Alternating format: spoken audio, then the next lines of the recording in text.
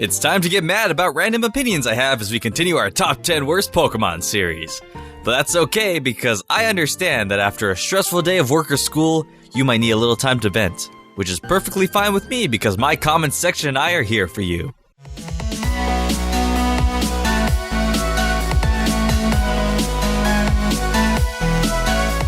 Today's top 10 worst video is brought to you by, well, me. That's whose voice you're hearing. We'll be looking at the 10 worst Pokemon from the second generation. I decided to try and pick 10 Pokemon with somewhat differing reasons for being my worst second-gen Pokemon, because not only can you be a bad Pokemon for a bunch of varying reasons, we also just don't want to have a discussion on only stats or designs. But let's be real, it'll probably just be about designs again. But who knows? Welcome all to my top 10 worst Gen 2 Pokemon. Number 10. Wobbuffet. My quarrel with this Pokemon is simply that it's a frustrating Pokemon to take down. Like, thanks Game Freak, you gave us a Pokemon with a bunch of health, an ability that doesn't let you switch out or run, and a bunch of really annoying moves so when you encounter it, you'd probably just turn off your game. Why don't you just go ahead and change Safeguard to Recover? That'd be great, thanks.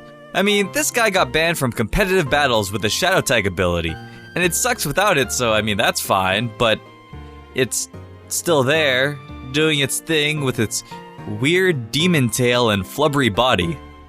It's also known as the patient Pokemon, because you have to be very patient when you battle against it, because it can just randomly one-shot you if it guesses right. And you know what I'm not good at? Being patient. I went to the doctor once, and they told me to go home because I wasn't their patient. See? I've even been proven by a doctor to not be very good at being patient.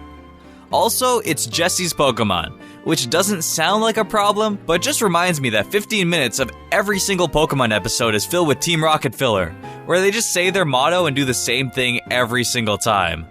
On top of that, they have a busted Pokemon going up against a Pikachu. How do you not win by now? Come on guys, that's just inefficient use of resources. Number 9. Sunkern. We have to go ahead and throw in the Pokemon who has the worst base stats in the entire game on this list. I mean, Sunkern's an okay Pokemon design-wise.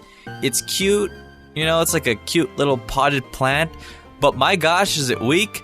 Just look at those stats. It really does need to do a complete 180 to be fixed.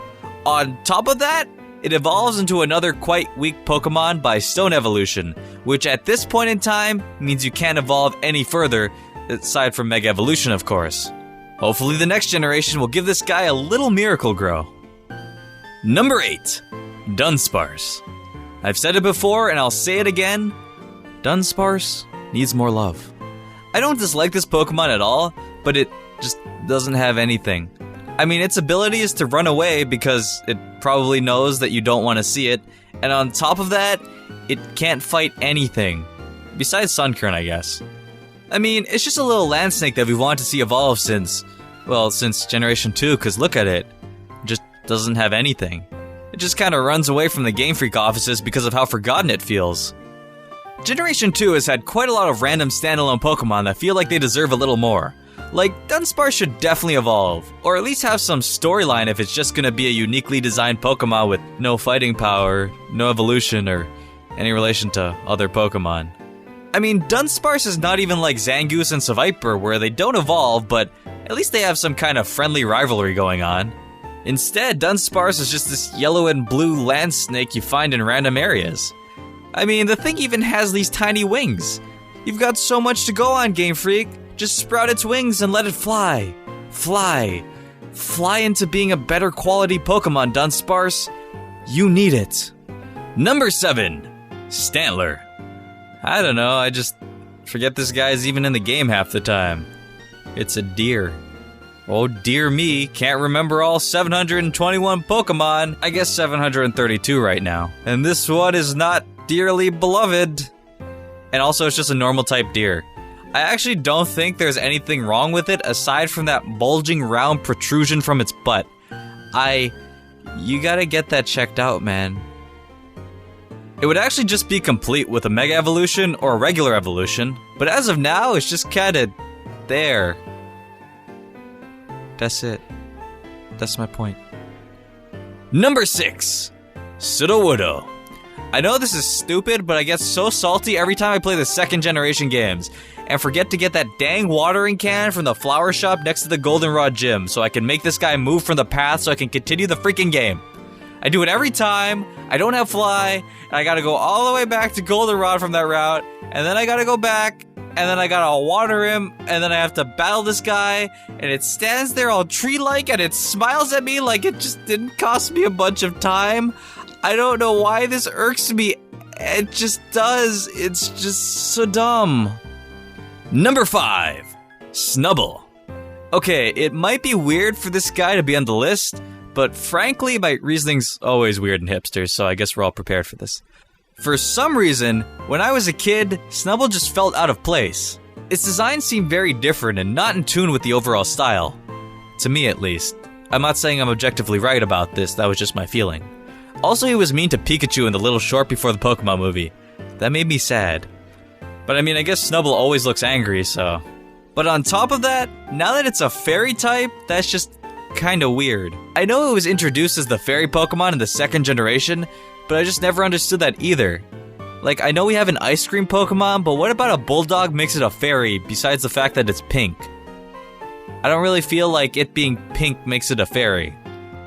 I don't know if there's some Japanese lore about Bulldog fairies granting wishes.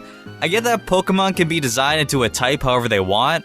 However, it just doesn't have that fairy feel to really warrant that being its species in addition to its typing. I mean, the Fairly Odd Parents would be a very different show if Cosmo and Wanda were Bulldogs. Is it actually just because they're pink? I mean, they didn't really design it with fairy-like qualities besides Snubbull's overly colored pink dress, I guess. What's going on here, guys? You're gonna need to teach me some fairy bulldog design lore. Regardless, I guess it doesn't matter because we have fire dogs and stuff, but fairy just seems really random to latch on and kind of out of place to me. Nevertheless, I actually really do like Granbull, but there's just always been that something that felt a little off about Snubbull to me. Number 4. Smoochum. They gave Jinx a baby.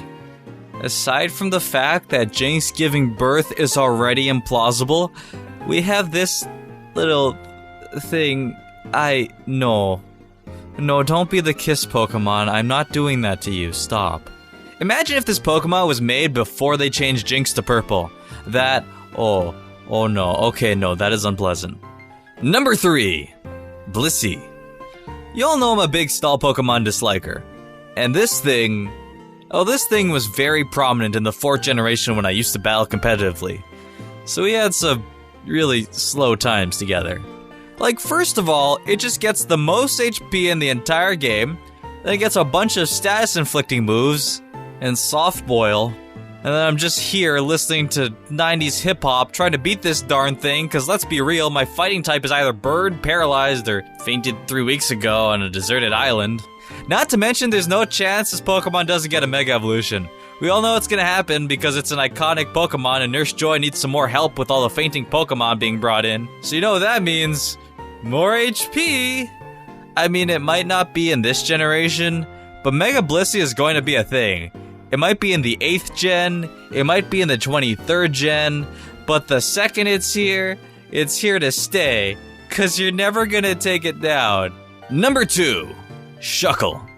Okay, we've got another frustrating Pokemon to battle. However, this little guy has some other things that also make it one of the worst Pokemon of this generation for me. First of all, it's like an elastic alien bug things with holes.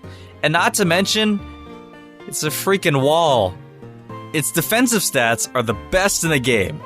And oh my gosh, I do not want to deal with this thing because it's so obnoxious to take down. Another thing that makes it one of the worst Pokemon and separates it from other obnoxious stallers is that it'll never, ever receive a regular evolution because oh my gosh, if that thing gets one, and then it gets Eviolite on it, I don't know what, it'll be like an unbreakable force.